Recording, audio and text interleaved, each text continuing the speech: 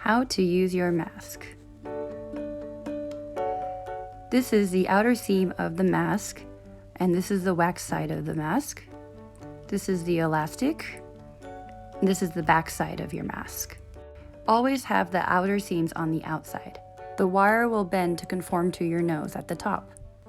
You will know that your mask is facing the right direction if the pleats are facing downward from your nose. Mask will arrive with the elastic already tied in a single knot. If the elastic is too big for your face and the gap between your face and the mask is too large, tie another single knot closer, like this. You can readjust as many times as you need to until you get the perfect fit.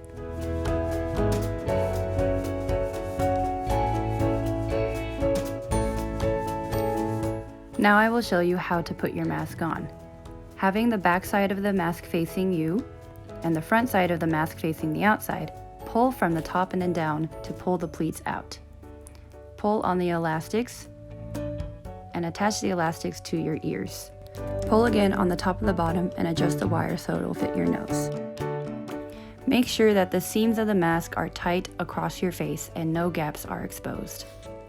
To make sure the wax on your mask does not melt or come off, use cool water about 25 degrees Celsius. It should be about lukewarm to the touch. Wet your mask with your hands, all across on the other sides. Open up the pleats so the water gets in through the cracks. Take soap, either liquid or bar soap, and rub across your mask. Think as if you are washing your hands, rubbing to make sure that all the particles and germs on your masks are dissolved.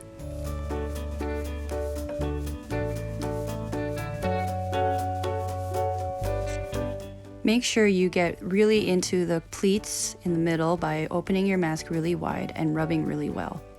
Germs and particles tend to get caught into the pleats. Turn the water on, again using lukewarm water, and rinse. If your mask is unwaxed, please still wash with your hands, but you may use hotter water if you like.